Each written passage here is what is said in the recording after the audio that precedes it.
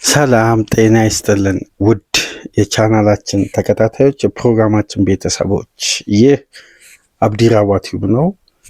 ፕሮግራማችንን ላይክ በማድረግ እንድትጀምሩ፣ ላይክ ስታደርጉ የዚህም ፕሮግራም ተደራሽነት ከፍ ስለሚያደርግ ላይክ እያደረጋችሁ እንድታደምጡን፣ አዲስ የሆናችሁ ሰብስክራይብ በማድረግ ለዚህ ቻናል ቤተሰብ እንድትሆኑ፣ እንዲሁም ይህንን ፕሮግራም ከሀገር ውጭ የምታደምጡ ውድ የቻናላችን ተከታታዮች የሁል ጊዜ ድጋፋችሁን በሱፐር ስቲከር፣ ሱፐር ቻት፣ ሱፐር ታንክስ ድጋፍ እንድታደርጉ በአክብሮት እየጋበዝን ይሄኛው ፕሮግራማችን ትኩረት የሚያደርገው ሰሞንኛውን ርብርብ ሊጀምር ከወዲሁ መንደርደሪያ ላይ ያለ በአንድ የመቋጫውን ሊያገኝ የሚችል የዝውውር ሂደትን እንመለከታለን። ሰሞኑን ትኩረት ሚዲያው በአጠቃላይ በዝውውር መስኮቱ እንግዲህ እንዳለፉት ጊዜያት እያንዳንዱን የዝውውር የክለቦችን እቅድ እያንዳንዱን ነገር እየተከታተሉ ይፋ ያደርጋሉ። ይህንን ደግሞ ከታማኝ መረጃዎች እያገኘን ወደ እናንተ መናገሪያ ይሆናል። የጥር የዝውውር መስኮት ለትላልቅ ፈርጣማ ክለቦች፣ ሀያላን ክለቦች እንግዲህ ድጋሚ ራሳቸውን የሚያድሱበት፣ ክፍተታቸውን የሚሞሉበት፣ መካከለኛ ጥገናዊ ለውጦች፣ አንገብጋቢ የዝውውር ሂደቶች የሚፈጸሙበት ወቅትና የእፎይታ ጊዜ ነው። እቺ አንድ ወር ለጠንካራና ክፍተታቸውን በደንብ ለለዩ ክለቦች መልሶ ማጠናከሪያ፣ የያዙትን መንገድ ማስቀጠያ፣ ክፍተታቸውን መሙያና ከሚታይባቸው ድክመት፣ ውጥረት ካለባቸው ተደራራቢ ጨዋታ ብዛት፣ የተጫዋቾች ጉዳት ራሳቸውን የሚያብላሉበት የሚያጠናክሩበት ወቅት ነው። በአንዳንድ የተለመዱ የቅርብ ዓመታት ልምዶች ስንመለከት ክለቦች በዚህ የዝውውር መስኮት የሚያስፈርሟቸው ተጫዋቾች ለቀጣይ ዓመታት ፕላን ሳይሆን በአንገብጋቢ ሁኔታ ጥገናዊ ለውጦች አስፈላጊ በቦታው ላይ ይሄ ተጫዋች ያስፈልገኛል ብለው ሲቆርጡ በውድድር መሀል ላይ ተጫዋች ያመጣሉ። በተለይ ወጣት ወይም ከ21 ዓመት በታች ያልሆነ በፍጥነት ወደ ቲሙ ሪትም አዳፕት ሊያደርግ የሚችል በፍጥነት ምላሽ መስጠት የሚችል የሚታየውን ክፍተት መሙላት የሚችልን ተጫዋች በገበያ ላይ ማሰስ ገና የውድድር ዓመቱ ተጀምሮ 10-12 ጨዋታ እንደተመለከቱ ክፍተታቸው ላይ ትኩረት አድርገው ጃንዋሪን በተጠንቀቅ የሚጠብቁ ክለቦች ወዲያው አክቲቭ ሲሆኑ ከወዲሁ ዲሴምበር ላይ ያስታውቃል። ዛሬ ገና ዲሴምበር 24 ነው። እስከ ዲሴምበር 31 ድረስ የትኛውም ተጫዋች ሬጂስተር አይሆንም። ልክ በጃንዋሪ 1 ሬጂስተር ማድረግ ማንኛውንም ተጫዋች ይቻላል እስከ ጃንዋሪ 30 ድረስ። በዚህ አንድ ወር ውስጥ በዚህ 30 ቀናት ውስጥ ክለቦች በገበያ ላይ ፍጥነት፣ ጥድፊያ፣ ትኩረታቸውን ለ5-4 ወራት ያቀዱትን ጉዳይ በአፋጣኝ ምላሽ የሚሰጡበት ወቅት ስለሆነ እንደ ሳመር የዝውውር መስኮት ድርድሮች አይንዛዙም፣ ሁኔታዎች አይቆዩም። የተቀላጠፈና አስደናቂ አሰራር ውስጥ የሚገኙ ወይም ኔትወርካቸው ረጅም የሆኑ ክለቦች ጊዜ አይፈጅባቸውም። ከነዚህ መካከል አንዱ እንግዲህ ማንቸስተር ሲቲ ነው። የማንቸስተር ከተማ አንዱ ክለብ በቅርብ ሳምንት ከኖቬምበር 2 አንስቶ አንድ ጉዳይ በሶሻል ሚዲያ መነጋገሪያ ሆነ። ታስታውሱ እንደሆን የአሁኑ የሊቨርፑል ስፖርቲንግ ዳይሬክተር ሪቻርድ ሂውዝ በበርንማውዝ ለረጅም ዓመት ሲሰራ በርንማውዝን ከምንም ላይ ለማንሳት ከኤዲሃው እስከ ፓርከር እስከ አንቶኒ አሮላ ድረስ እስከ ኦኒል በርካታ አሰልጣኞች ሲቀያየሩ የበርንማውዝን የቡድን ግንባታ በራሱ ምስል ዲዛይን አድርጎ አስደናቂውን በርንማውዝ በፕሪሚየር ሊጉ የሚተርፍ ለትላልቅ ክለቦች ፈተና የሚሆን ምርጥ ተጫዋቾችን በንስር አይኖቹ እየተመለከተ ያን ቡድን አጠናክሮ ምርጥ ቡድን ከገነባ በኋላ የቀድሞ ወዳጁ አብሮ በጋራ የተጫወቱት አብሮ በጋራ የሰሩትን ማይክል ኤድዋርድን ጥሪ አክብሮ ወደ ሊቨርፑል ከመጣበት ጊዜ አንስቶ በዚህ የተጠናቀቀው ሳመር ብቻ ክለቡ በዓለማችን ምርጥ ኮከብ ተጫዋቾችን እስከ ግማሽ ቢሊዮን ፓውንድ ኢንቨስት በማድረግ ተጫዋቾችን አስፈርመዋል። አሁን በበርንማውዝ ሪቻርድ ሂውዝ የጣለው መሰረት አስደናቂ መሆኑን ተከትሎ በጣም አስደናቂ ተጫዋቾች ከበርንማውዝ እየተሸጡ ነው። ባለፈው ሳመር ብቻ እነ ኪርኬዝ፣ ዛባኒ፣ ዲን ሆይሰን እንዲሁም ዳንጎ ዋታራን ጨምሮ ሌሎች ተጫዋቾችን በመሸጥ ወደ 200 ሚሊዮን ፓውንድ ገደማ በርንማውዝ ትርፋማ ሆኗል። አሁን የዚህ የጥሬ ዝውውር መስኮት ትልቁ ትኩረት የሆነው ባለፈው ሳመር ባለመዘዋወሩ ምክንያት ስንገረምበት የነበረው በቀጣይ በሚመጣው ጃንዋሪ 26ኛ ዓመቱን የሚይዘው የአህጉራችን ተወላጅ የሆነው ጋናዊው አንቷን ሴሜንዮ ነው። ትናንትና በዝውውር መስኮት ወቅታዊ አፕዴት መረጃችን ሜኑን፣ ጌሂን፣ ዋርተንን፣ ዚርክዚንና ሴሜንዮን ትኩረት ባደረግንበት ፕሮግራም ላይ ሰፊውን ደቂቃ የሰጠነው ለአንቶን ሴሜንዮ የዝውውር ሂደት ነው። ቶትናም መጀመሪያ የተጫዋቹ ፈላጊ ነው። ኖቬምበር 2 የሊቨርፑል ኃላፊ ሪቻርድ ሂውዝ በሱ ቦታ ተክቷቸው የሚሰሩትን የበርንማውዝ ኃላፊዎችን ደውለው ያናገሩበት አጋጣሚ የነበረበት፣ ከዛም በኋላ በዲሴምበር መጀመሪያ ከተጫዋቾች ጉዳት የአፍሪካ ዋንጫ ዝግጅት እና ውድድሩ መካሄዱን ተከትሎ ከሚያጧቸው ተጫዋቾች ትኩረት በመስጠት ማንቸስተር ዩናይትድ ቀደም ብሎ ከሊቨርፑል በመቀጠል የማንቸስተር ዩናይትድ ኦፊሻል ጥያቄ ለተጫዋቹ ከመላኩ በፊት ግን ከበስተጀርባ በአዲሱ ስራ አስኪያጅ በአዲሱ ስፖርቲንግ ዳይሬክተር ሂጎ ቪዬና እየተመራ የፔፕ ጋርዲዮላ ማንቸስተር ሲቲ ግን ቀደም ብሎ ስራቸውን ዳርዳር ሲያስይዙ እንደነበር መንገድ ሲያበጁለት እንደነበር እንግዲህ ከወዲሁ እየተረጋገጠ መጥቷል። አንቷን ሴሜንዮ በጥሬ ዝውውር መስኮት 65 ሚሊዮን ፓውንድ ሪሊስ ክሎዙ አክቲቭ ይሆናል ለ10 ቀናት ከጃንዋሪ 1 እስከ ጃንዋሪ 10 ለ10 ቀናት ብቻ በገበያው ላይ አክቲቭ በሚሆነው ሪሊስ ክሎዝ ማንኛውም ክለብ ማስፈረም ይችላል። ግን የትኛውም ክለብ ይህን ተጫዋች የማስፈረም መብት የሚኖረው ተጫዋቹ ከክለብ ጋር ሲስማማና የተጫዋቹ ምርጫ 100% የዚህ ዝውውር ሂደት ትልቁ ፓወር እንደሆነ በርንማውዝ አሳውቆ ሪሊስ ክሎዙን ከወዲሁ አክቲቭ እንደሚያደርግ ገልጾ ያችን ቀን እየተጠባበቁ ነው። ስለዚህ ክለቦች ቅድመ ዝግጅት እንዲያደርጉ ፍቃድ ከበርንማውዝ አግኝተዋል ማለት ነው። በዚህ መሰረት ቶትናም፣ ከዛ ሊቨርፑል፣ ከዛ ማንቸስተር ሲቲ፣ ከዛ ማንቸስተር ዩናይትድ፣ ትናንትና ከሰዓት ቼልሲ በቀጥታ ከተጫዋቹ ተወካዮችና ከበርንማውዝ ኃላፊዎች ጋር ደግሞ 5ኛ ክለብ ኮንታክት አለ። ከቶፕ 6 ክለብ አርሴናል ብቻ ነው በዚህ ተጫዋች ዝውውር ላይ ተሳትፎ ያላደረገው። 5ቱም ተሳትፎ አደረጉ፣ 5 የተለያየ መንገድ። የፔፕ ጋርዲዮላ ማንቸስተር ሲቲ ግን የተጫዋቹን ቀልብ ስቦ ውሳኔውን አስቀይሮ ሐሳቡንም ልቡንም ወደ ኢትሃድ በማድረግ በስተመጨረሻ እንግዲህ የአንቷን ሴሜንዮ ውሳኔ ሲጠበቅ የነበረው ለዝውውር መስኮቱ መከፈቻ ቀን በጉጉት ሲጠበቅ የነበረው የዚህ ተጫዋች የማስፈረም ርብርብ በስተመጨረሻ በማንቸስተር ሲቲ አሸናፊነት የተጠናቀቀ ይመስላል። ትናንትና ከሰዓት ላይ አድማጮች እንደተመለከታችሁት ዴቪድ ኦርኒስተን ኤክስክሉሲቭ ኒውስ አለኝ የኔ ብቻ መረጃ በማለት አንድ ጉዳይ አጋራ። የብሉኮን ካምፓኒ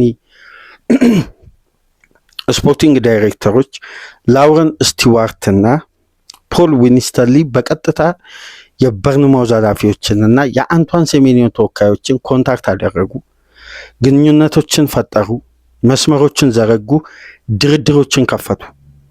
የቼልሲ አመጣጥ ያስፈራ ነበር። ምክንያቱም ፕሮፖዛሉ ከአራቱም ክለቦች ፍጹም የተለየ የሚያስገርም ፕሮፖዛል በአማራጭነት የቀረበ የተጫዋቹን ጥቅም ያስከበረ እንዲሁም የክለቡን ትርፋማነት ብቻ ሳይሆን ተጨማሪ አድቫንቴጅን ያካተተ አስደናቂ ፕሮፖዛል ነው ያቀረቡት። ለምንድነው የቼልሲ ትናንትና ሶሻል ሚዲያው ላይ በደንብ በተለይ ኤክስ ገጽ ላይ ከተመለከታችሁ እነ ኒኮላስ ፋብሪዚዮም ሁሉም ይሄ በቃ የቼልሲ አመጣጥ አስደንጋጭ ነው። ሊቨርፑል ከኖቬምበር ጊዜ ጀምሮ በሚስጥር ይዞ ጉዳዩን ለመግደል ሲጥር የነበረውን ማንቸስተር ዩናይትድ እስከ ዌጅ ቢሉን ሊያናጋ የሚችል የደሞዝ ክፍያ ለማቅረብ የተዘጋጀበትን ሲቲ በድርድሩ ላይ የተጫዋቹን የቦነስ ክፍያ ያስቀመጠበትን የቶማስ ፍራንክ ቶትናም ረጅም ጊዜ ተጫዋቹን ለማሳመን ወደ ለንደን ለማምጣት የሚያደርጉትን ጥረት ሁሉ የቼልሲዎች ፕሮፖዛል ሚዛን የሚደፋ ነው ሲባል ነበር እስከ ምሽቱ 2 ሰዓት ድረስ። አድማጮች ልብ በሉ 8 ሰዓት ላይ ዴቪድ ኦርኒስተን ያንን መረጃ በምሳ ሰዓት በኢትዮጵያ ሰዓት አቆጣጠር ኤክስክሉሲቭ ኒውስ ብሎ ሲለቅ መረጃውን የዓለም ሚዲያ እንዳለ ነው የተቀባበለው። የእግር ኳሱ ሚዲያ ለማመን የሚከብድ ነው። የቼልሲ አገባብ ትኩረት አለኝ፣ ፍላጎት አለኝ። የብሉኮን አዲሱ ፕሮጀክት ውስጥ ግንባር ቀደም የፊት መስመር ተጫዋች አርጎ ለመያዝ ትላልቅ ፕሮጀክቶችን የያዘ ፕሮፖዛል ኦፊሻሊ ለተጫዋቹና ለበርንማውዝ ያቀረቡት። ነገር ግን ምሽቱ 2 ሰዓት ላይ 8 ሰዓት የቀረበው ኦፊሻል ቢድ ምሽት 1 ሰዓት ላይ ቼልሲ በዚህ ፍጥነት በዚህ በሰዓታት ልዩነት ከዝውውሩ ፉክክር በይፋ ወጥቻለሁ ብሎ በዛው በዴቪድ ኦርኒስተን አማካኝነት ይፋ አደረገ። በሰዓታት ልዩነት 8 ሰዓት ላይ ኦፊሻሊ ድርድሩን ተቀላቀለ። እንደውም ቼልሲ እየመራ ነበር። ይህን ተጫዋች ለማስፈረም በሚደረግ ጥረት ላይ የቼልሲ አመጣጥ ለማመን የሚከብድ አስደናቂ ፕሮፖዛል ነው። ገብታችሁ በአትሌቲክስ ገጹ ላይ ዝርዝር ጉዳዮችን ኦርኒስተን የጻፈውን መመልከት ትችላላችሁ። እስቲ ስለ ፕሮፖዛሉ እንመልከትና ሲቲ እንዴት ይህን ዝውውር የሌሎችን ሀያላን ክለቦችን ከዝውውሩ ሊያስወጣ በሚችል መንገድ የተጫዋቹ ልብ ወደ ኢትሃድ እንደሸፈተ ከዛም በኋላ ደግሞ ዴቪድ ኦርኒስተን ያረጋገጠበትን የዝውውር ሂደት እንመለከታለን። የቼልሲ ፕሮፖዛል እንዴት ውድቅ ሊሆን ቻለ? ቼልሲ ከበርንማውዝ ወይም ከሴሜኒዮ ሪጀክት ሳይደረግ ግን ይህን ዝውውር በዛ ፍጥነት ገብቶ በዛ ፍጥነት ነው የወጣው። እንዴት የሚለው ጉዳይ እንግዲህ እያነጋገረ ነው። በዚህ ዙሪያ 1 ነጥብ ለማንሳት ሴሜኒዮን አንድ ቡድን ለማስፈረም 65 ሚሊዮን ፓውንድ ማቅረብ ኦፊሻል ሪሊስ ክሎዙን ቀኑን ሰዓቱን ጠብቆ ለበርንማውዝ ማስገባት ከተጫዋቹ ጋር ስምምነት መፈጸም ነው። ይሄ ድርድር በነገራችን ላይ ጥሩነቱ አይንዛዛም። ተጫዋቹ ምዘዋወረው ኤጌሌ ወደሚባል ክለብ ነው ካለ አለቀ። ያ ክለብ ወስዶ ለበርንማውዝ አክቲቭ የሆነውን ሪሊስ ክሎዝ ከበርንማውዝ ጋር ተደራድሮ በሚከፈለው ስትራክቸርም ሆነ ሙሉውን ዳምፕ አድርጎ ማስፈረም ይችላል ማለት ነው። ፍቃዱን የሚያገኘው ያ ክለብ በቀጥታ ከአንቷን ሴሜኒዮ ነው እና በርንማውዝ ተጫዋቹ ካበረከተው ኮንትራቱን ማክበሩ እስከ 2029 የሚጠናቀቅ ኮንትራት ያለው ተጫዋች በእንዲህ መልኩ ከክለቡ ጋር ሰላማዊ በሆነ መንገድ ለመለያየት ቅድመ ስምምነት አድርጎ በጃንዋሪ ቃል እንደገቡለት ሪሊስ ክሎዙን አክቲቭ እንዳደርጋለን ባሉት መሰረት አክቲቭ አደረጉ። ማለት አክቲቭ ይሆናል 100% የተረጋገጠ ቀነ ገደብ የተበጀለት ተጫዋቹን ለመልቀቅ በርንማውዝ በሩን ለ10 ቀናት እንደሚከፍት አሳውቋል። በዚህ መሰረት ክለቦች ሁሉ ፕሮፖዛላቸውን ይዘው እዛ የበርንማውዝ ኦፊሻል ኢሜይሎች ላይ እየተመላለሱ ነው። በአንቷን ሴሜኒዮ በኩል ደግሞ ድርድሮች ተጣጥፈዋል። ሁሉም ክለብ ተጫዋቹን በአሳማኝ ፕሮጀክት የማግኘትን እቅድ ይዘው ነው የገቡት። በዚህ መሰረት እንግዲህ የአብዛኛው ክለብን ጉዳይ አንስተናል ትናንትና። ሊቨርፑል ኖቬምበር ላይ ደወለ ወደ አንቷን ሴሜኒዮ ኤጀንቶች፣ ተደራደረ። የግል ጥቅማ ጥቅሙን ጭምር ኦርደሮችን ሁሉ አወቀ።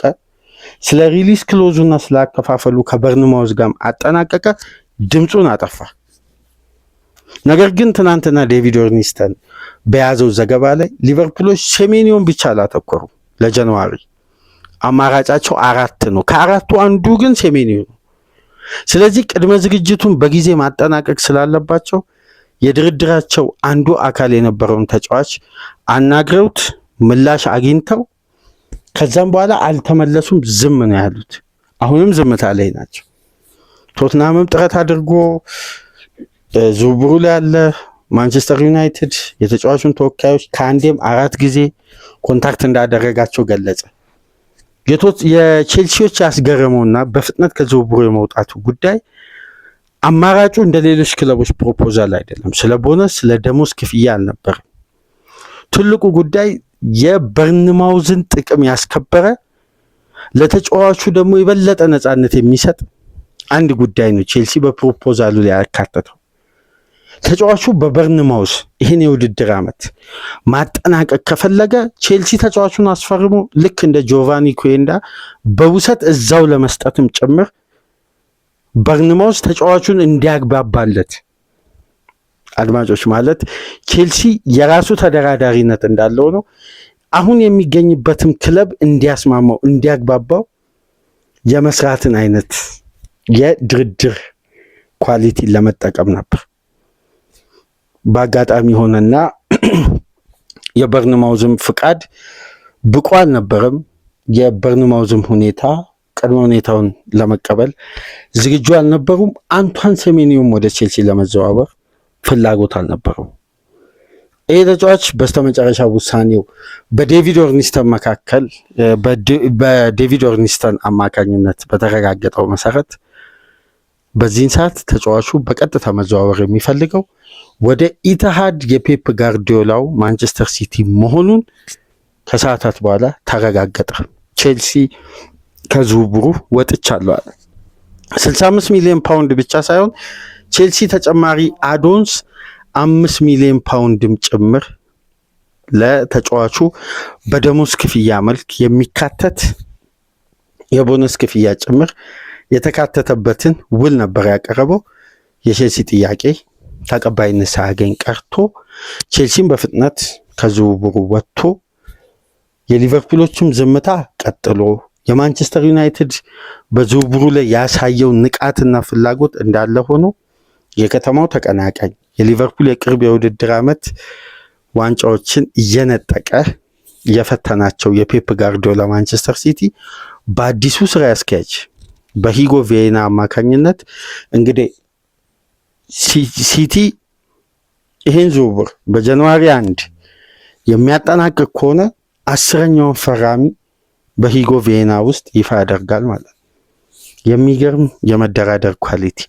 አምስቱም ክለቦች ያቀረቡት የፕሮፖዛል መንገድ የትኛውም ተቀራራቢነት ሁሉም የተለያየ ነው። ግን እስካሁን ድረስ ይፋ የወጣው መጨረሻ ላይ የቼልሲ አመጣጥ አስፈሪ ስለነበር ፍላጎታቸው ጠንካራ ሆኖ ያሳዩት ጽናትና ተጫዋቹን ለማግባባት ያደረጉት ጥረት ከውስጥ አዋቂዎች አግኝቻለሁ ባለው መሰረት ከሪኩፕመንት አባላት ዴቪድ ኦርኒስተን ሲያብራራ ዝውውሩን ለማሸነፍ ከየትኛውም ቡድን በላይ ተመራጭ ነበር። ትናንትና ከምሳ ሰዓት እስከ ምሽት ድረስ በነበረው ለ4 ሰዓት የቆየው ድርድር ማለት ነው። ከዛም በኋላ በይፋ ቼልሲ የወጣው የማንቸስተር ሲቲ ስር የሰደደ ጉዳዩን የመግደልና የመደራደር አቅም ቀደም ብሎ ከቀናት በፊት መሰራቱን ነው። እንግዲህ ቼልሲዎች ተረድተው ከዚህ በላይ ሊፈይዱ የሚችሉበት ምንም አይነት አማራጭ ስለሌለ ቀደም ብሎ ከዝውውሩ ወጡ። ተጫዋቹን በስተመጨረሻ ማረፊያ ኢትሃድ እንዲሆን መርጫለው የሚል ውሳኔ አስተላልፏል ብሎ ዴቪድ ኦርኒስተን ምሽት ላይ ይሄን መረጃ አጋራ። ስለዚህ አንቷን ሴሜኒዮ በሊጉ 2ኛ ደረጃ ላይ የሚገኘው የፔፕ ጋርዲዮላ ማንቸስተር ሲቲን ለመቀላቀል በራሱ በኩል ወስኗል። ክለብ ከክለብ ጋር አድቫንስድ ስቴጅ ድርድር ላይ ናቸው። አድማጮች ግን አንድ ጉዳይ እዚህ ጋር ለማንሳት በዝውውር የማይፈጠር ተአምር የለም። ሁሉም ክለብ ዝም አለ፣ ሁሉም ክለብ ምላሽ አልሰጠም ማለት ከዚህ ዝውውር ወጥቷል ማለት አይደለም። ቼልሲ ነው በይፋ ከአንቷን ሴሜኒዮ ድርድር ወጥቻለሁ ባሉኝ ተጫዋቾቼና በፊት መስመር አማራጮቼ ደስተኛ ነኝ ብሎ ዝውውሩን ጥሎ የወጣው። ግን ዩናይትድ በድጋሚ ድርድሩን ገብቼ ጣልፋለሁ ካለም አሁን ባለው ደረጃ የድርድሩ ሂደት የተጫዋቹ ውሳኔ ተላልፏል ተብሏል። የዘገበው ዴቪድ ኦርኒስተን ነው። ዴቪድ ኦርኒስተን ዘግቦ የመረጃ መዛነፍ አንድም የለም። ወይም ይሄ ጉዳይ እንግዲህ ከጊዜ በኋላ ተቀየረ ብሎ ማስተባበያ የሚያቀርበው ጉዳይ የለም። አለ ነው። ታስታውሳላችሁ የኮሬስን ጉዳይ የፍሎሪያን ቪትዝን የእያንዳንዱን ተጫዋች ዘገበ። ድጋሚ አልመጣም። ሲጠናቀቅ እሱ ነው ኦፊሻሊም ኮንፈርም ያደረገው። ስለዚህ እነዚህ ጉዳዮች ለምሳሌነት ትላልቅ ዝውውሮችን ልጥቀስላችሁ ብዬ ነው እንጂ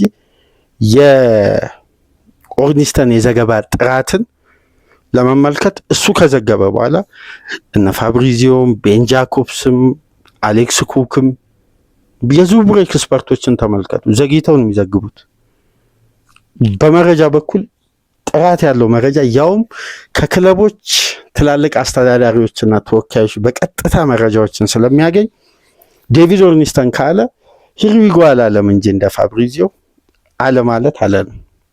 የመረጃ መዛን በተለይ የእንግሊዝ ክለቦች እና በዚህ መሰረት ሴሜንዮ ምርጫውን ሲቲ እንዳደረገ አሳውቋል። በዚህ መሰረት ማንቸስተር ሲቲዎች 60 ሲደመር 8 ሚሊዮን ፓውንድ ለመክፈል ስትራክቸራል ክፍያ ለመፈጸም 3 ሚሊዮን ፓውንድ ተጨማሪ ለመክፈል ይሄ ማለት ሪሊዝ ክሎዙ አክቲቭ ከሆነ ለምሳሌ ይህን ሪሊዝ ክሎዝ ዝውውሩ እስከ 9ኛው ቀን እስከ 8ኛው ቀን አልተጠናቀቀም እንበል ወደ ሲቲ የሚያደርገው ሊቨርፑል መጨረሻ ላይ መጣና 65 ሚሊዮን ፓውንዱን ቼኩን ካስገባ ሪሊዝ ክሎዙን አክቲቭ ስላደረገ ሊቨርፑል የማስፈረም ስልጣን አለው። ግን የተጫዋቹ ውሳኔ ይጠበቃል። ነገር ግን ያ ዝውውር ካልተጠናቀቀ ወደ ሲቲ ሊቨርፑል ተጫዋቹን የመውሰድ መብት አለው። ምክንያቱም ሪሊዝ ክሎዝ አክቲቭ ሆነ ማለት አንድ ክለብ መጥቶ ትሪግ አድርጎ ዝውውሩን ሂሳቡን ፈጽሞ መውሰድ ይችላል ሙሉ ክፍያውን። ለምን አንድ ክለብ ሴሜንዮን ለማስፈረም 65 ሚሊዮን ፓውንድ ክፈሉኝ ብሎ ለጥፏል። ይሄ ማለት 65 ሚሊዮን ፓውንድ በስትራክቸር አይከፈልም ተቆራቅጦ ሪሊዝ ክሎዝ አክቲቭ ሆነ ማለት ድርድር የለውም። ዋጋ ነው ተመኑ በቃ እዛ ጋር ፊክስድ ዋጋ ነው ልክ እንደ ገበያ ክፍያ ማለት ነው።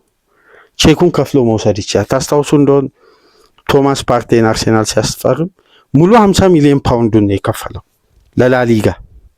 አሁንም በዛ አይነት መንገድ ነው በቀጥታ ሪሊዝ ክሎዙን አክቲቭ የሆነውን በተገደበለት ቀን አምጥቶ መፈጸም። ለዛ ሲቲዎች ከወዲሁ ርብርብ ጀምረዋል። ይህን ርብርብ የጀመሩት በርንማውዝን መልሰው የማስማማት ስራ። የዚህ ደግሞ ትልቁ ጉዳይ ምንድን ነው? ሙሉ 65 ሚሊዮን ፓውንድ ሲቲ ከከፈለ በፒኤስአር ፕሮፊት ኤንድ ሳስቴናቢሊቲ ሩል ላይ ከፍተኛ የሂሳብ መዝገብ ጫና ይፈጠርበታል። ለአንድ ተጫዋች ብቻ ሙሉ 65 ሚሊዮን ፓውንድ ተከፈለ የሚለው ጉዳይ ከባድ ነው። በሂሳብ መዝገብ ላይ ጫና ስለሚፈጥር ልክ አርሴናል ታስታውሱ እንደሆነ ማርቲን ዙቢመንዲን ሲያስፈርም ሪያል ሶሲዳድ የጠየቀው 58 ሚሊዮን ፓውንድ ነው። አርሴናል የከፈለው ግን 65 ሚሊዮን ፓውንድ ለመክፈል የተስማማው። 55 ሚሊዮን ፓውንዱ ውል ማፍረሻ፣ 3 ሚሊዮን ፓውንዱ እንደ ብቃቱ ታይቶ የሚጨመር በእንዲህ አይነት ድርድር ነው። ነገር ግን እስከ 65 ሚሊዮን ፓውንድ ለመክፈል የተስማሙት የኮንትራት መግዣውን ውል ማፍረሻውን ክፍያ በአንዴ መክፈል በአንድ የሂሳብ መዝገብ ላይ የሚፈጥረው ከፍተኛ ጫና ስላለ አቆራርጠው ለመክፈል ከሶሲዳድ ፍቃድ ለማግኘት ተጨማሪ ክፍያዎችን ክለቦች አሻሽለው ያቀርባሉ። ለምን የማርቲን ዙቢመንዲ ኮንትራት የፈረሰው ለምሳሌ የ5 ዓመት ኮንትራት ከሆነ አርሴናል ቤት የሚፈርመው በ5 ዓመቱ ኮንትራት ልክ እየተቆራረጠ በድርድር ይከፍላሉ ማለት ነው። ለእንዲህ አይነት ስትራክቸራል አከፋፈል እንዲያመቻቸው 60 ሲደመር 8 ሚሊዮን ፓውንድ ቼልሲ ማንቸስተር ሲቲ ለመክፈል ከወዲሁ አድቫንስድ ስቴጅ ድርድር ላይ ነው የሚገኙት። ነገር ግን ተስማምተው ሁለቱ ክለቦች አግሪድ ብለው ስምምነት ፈጽመናል ብለው ይፋ ሳያደርጉ አንቷን ሴሜንዮ በይፋ ወደ ማንቸስተር ሲቲ ሜዲካሉ ቡክድ ሳይደረግ ይሄ ዝውውር ተጠናቋል ብሎ መናገር አይቻልም። በደም እዚህ ጋር ልብ ልንል የሚገባው ይሄ ዝውውር የመጠለፍ ቻንስ አለው 100%። በዝውውር ምን እንደሚፈጠር አይታወቅም። ለምሳሌ የተጫዋች በማንቸስተር ሲቲ ተደራዳሪዎችና በበርንማውዝ ያከፋፈል ስርዓት ላይ ስምምነት ባይገኝ መብቴ ባይገኝ ዝውውሩ ሊቋረጥ ይችላል። አንቷን ሴሜንዮ ዘግይቶ የአንድ ክለብ አማላይ ኮንትራት ቦነስ ቢቀርብለት ደግሞ ሀሳቡን የመቀየር መብት አለው። ምክንያቱም በወረቀት ደረጃ የተፈጸመ ምንም አይነት ስምምነት የለም። በቃላት ደረጃ ግን ውሳኔውን አሳውቋል። መጀመሪያ የሚጠበቀው የተጫዋቹ ውሳኔ ነው። በእርግጥ ግን በእንዲህ አይነት ጉዳይ ዝውውሮች ሲጠለፉ በደንብ አይተናል በቅርብ ጊዜያት ውስጥ። ለምሳሌ የዙቢመንዲን በድጋሚ ላንሳላችሁ። ለሊቨርፑል ኃላፊዎች ለሪያል ሶሲዳድ ቃሉን ሰጥቷል፣ ተስማምቷል። ሚካኤል አርቴታ ከደወለለት በኋላ ሀሳቡን ቀየረ። ወደ ሊቨርፑል የሚያደርገው ዝውውር ተቋረጠ። ሉዊስ ዲያዝ ለቶትናም ቃሉን ሰጥቷል። ፖርቶም የውል ማፍረሻውን ለመቀበል ተስማምቷል። የሊቨርፑል ኃላፊዎች ሲደውሉለት ዝውውሩ ተቋረጠና ወደዛ ዝውውር ወደ ሊቨርፑል ለመዘዋወር ወሰነ። ኡመር መርሙሽ ከሊቨርፑል ጋር ተደራድሯል፣ ከአርሴናል ጋር ተደራድሯል። ሲቲዎች ሲደውሉለት የነዛን ክለብ ጥያቄ ውድቅ አድርጓል። ኢንትራ ፍራንክፈርትና ኒውካስል በዚህ የዝውውር መስኮት ከሂጎ ኤኪቲኬ ጋር ተስማምተዋል። ዝውውር ላይ ስምምነት ፈጽመዋል። ሊቨርፑል ዝውውሩን ወዲያው ሃይጃክ አድርጎ እንዴት እንዳስፈረመ በጊዜው ስናነሳ ነበር። ዝውውሮች ይጠለፋሉ። የሁለት ክለቦች ስምምነት ከተጫዋች ኤጀንት ጋር ካልታገዘ ዝውውር ይጠለፋል። አሁን ግን ባለው እውነታ ከሆነ የፔፕ ጋርዲዮላ ማንቸስተር ሲቲ በሂጎ ቪዬና ቲኪ በርጊስቲንን ተክቶ የመጣው ፖርቱጋላዊ የዮርጊ ሜንዴዝ በጣም ወዳጅ እንደሆነ የሚነገርለት በቅርብ ሳምንት ውስጥ ኤንዞ ማሬስካ የዮርጊ ሜንዴዝ ኤጀንትነት ሲዋዋሉ በኤጀንትነት ዮርጊ ሜንዴዝ እንዲያስተዳድራቸው ሲፈቅዱ ኤንዞ ማሬስካ ከበስተጀርባ ሆኖ ለዮርጊ ሜንዴዝ ድጋፍ ሲሰጥ የነበረ ተብሎ የተጠረጠረውና አሁን ፔፕ ጋርዲዮላን ተክቶ ወደ ማንቸስተር ሲቲ ይመጣል የሚለው ግምት ከፍተኛ የሆነው የኤንዞ ማሬስካንም ጉዳይ ከበስተጀርባ የሚመራው በጣም እውቅ እግር ኳስን በሜዳ ውስጥም የተረዳ ከሜዳ ውጭ በአስተዳደራዊም ጉዳይ በጣም የተደነቀ በቅርብ ጊዜያት ውስጥ ከፔፕ ጋርዲዮላ ጋር በጥምረት በሰራበት ወቅት ፔፕ ቲኬ በርጊስቲን ወዳጃቸው ጓደኛቸውን ቢያጣም ፔፕ ግን ሂጎ ቪዬናን ከማድነቅ ወደኋላ አላል። ይሄ ግለሰብ ነው እንግዲህ ዝውውሩን በተቀላጠፈ ሁኔታ ያውም በሲቲ ፓወር የገንዘብ አቅም ውስጥ ያሉ የአሰራር መንገዶችና በተለይ አድማጮች ሁሌ የምንላቸው አንድ ጉዳይ አለ።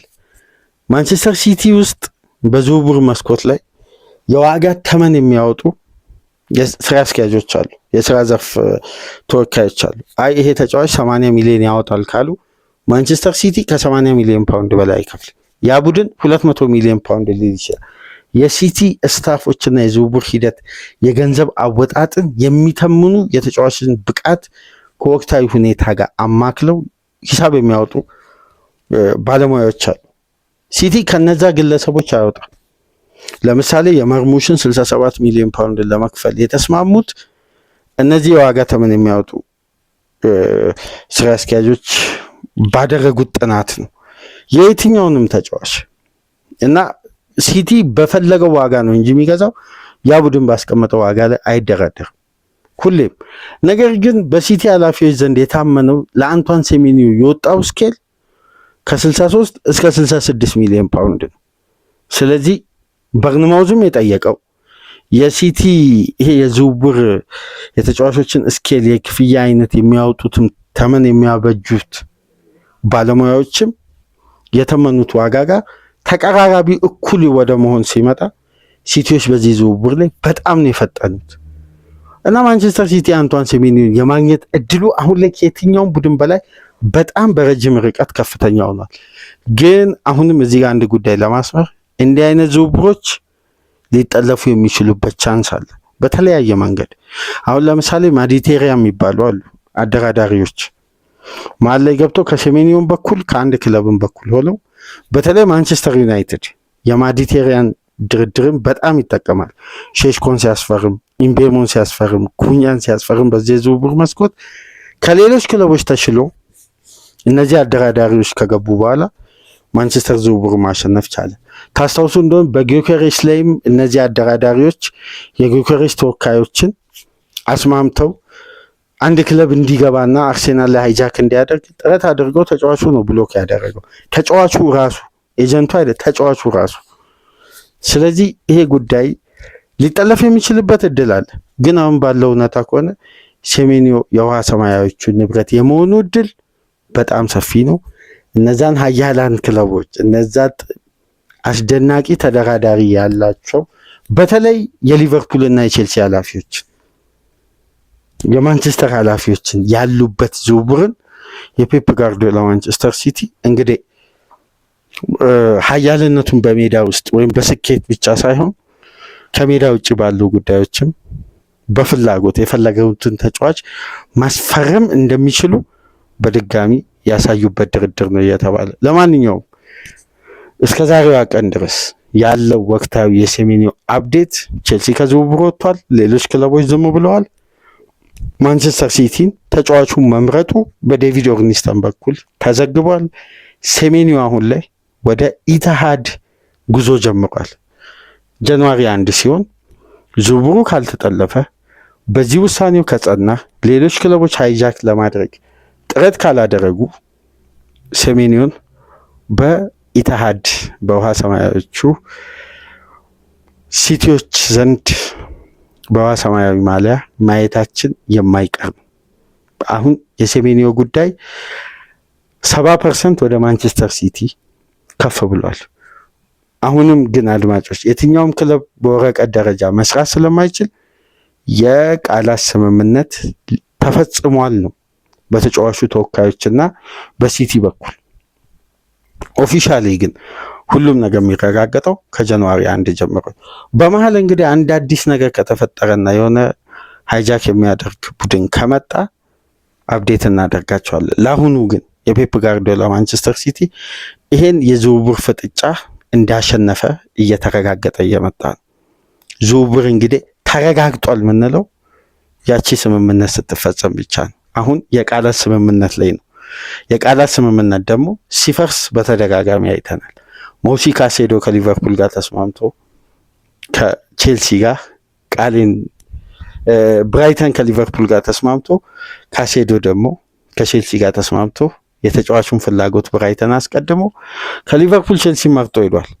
በርካታ እንደዚህ አይነት ዝውውሮች ይፈጸማሉና እስካሁን ድረስ ባለው እውነታ ሴሜንዮ ማንቸስተር ሲቲ መምረጡ በይፋ በዴቪድ ኦርኒስተን አማካኝነት ተገልጿል። ይሄ ነገር ጸድቆ ወደ ወረቀት ደረጃ ሲገባ ደግሞ ነገሩን 100% ኮንፈርሜሽን የሚሰጡ ይሆናል። አሁን ላይ ባለው ሁኔታ ከሆነ ግን የፔፕ ጋርዲዮላ ማንቸስተር ሲቲ ራያን ቸርኪ፣ ጀረሚ ዶኩ፣ ኡመር መርሙሽ፣ ፊል ፎደን፣ ኤርሊ ሃላንድ፣ ቦብ፣ በርናንዶ ሲልቫ ያለበት አታኪንግ የፊት መስመር አማራጭ ላይ ሴሜንዮን ሲጨምር እንዴት ሲቲ ሊያስፈራ እንደሚችልና ሁለቱን አስደናቂ የክንፍ ተጫዋቾች በእግር ቴክኒክ፣ በጉልበት፣ በፍጥነት የተጋጣሚን ዊንገሮች ማድከምና ማልፋት እንደሚችሉ የታመነባቸው ሁለት ዊንግን ዶኩንና ሴሜንዮን በሁለቱ ክንፍ አድርጎ ሲቲን የትኛው ቡድን ያቆማል? ይሄም ሞተር የፎደን የዘንድሮ ብቃት፣ የቸርኪ ቻንስ ክሬት የማድረግ አቅም። ሮድሪጎ እዚህ ቡድን ውስጥ አልተካተተም። ገና እንደ አዲስ ፈራሚ ጤንነቱ ሲስተካከል ከአዲሱ ዓመት በኋላ እንደሚመጣ እየተገለጸ ነው። ሲቲ ማን ሊያቆመው ይችላል? እንደገና ሴንተር ባክ ለማስፈረምም ከሴሜንዮ በኋላ በዚህ የዝውውር መስኮት ጥረት እንደሚያደርግ እየተነገረ ነው። ማንቸስተር ሲቲ አይደለም የዘንድሮ ሲዝንን ቀጣይ ዓመታትን ጭምር ታርጌት ያደረገ የቡድን ግንባታ እያደረገ ነው። እስቲ ለማንኛውም ሴሜንዮ አሁን ላይ ባለው ሁኔታ ወደ ማንቸስተር ሲቲ የመሄዱ እድል ከየትኛውም ጊዜ በላይ ሰፊ ሆኗል። ሌሎች ክለቦችን ያሳዘነ ውሳኔ ከሴሜንዮ ተወካዮች ተሰምቷል። ሲቲ መምረጡ እየተነገረ ነው። ምን ትላላችሁ አድማጮች? እስቲ ሀሳብ አስተያየታችሁን በኮሜንት መስጫ አስቀምጡ። ላይክ፣ ሼር፣ ሰብስክራይብ አድርጉ። ከሀገር ውጭ የምታደምጡ በሱፐር ስቲከር፣ በሱፐር ቻፕ፣ በሱፐር ታንክስ ድጋፍ አድርጉ። በሁለት ፕሮግራም ዕለተ ሮብን ከእናንተ ጋር ቆይታ አደረግን። ሰላም ቆዩ።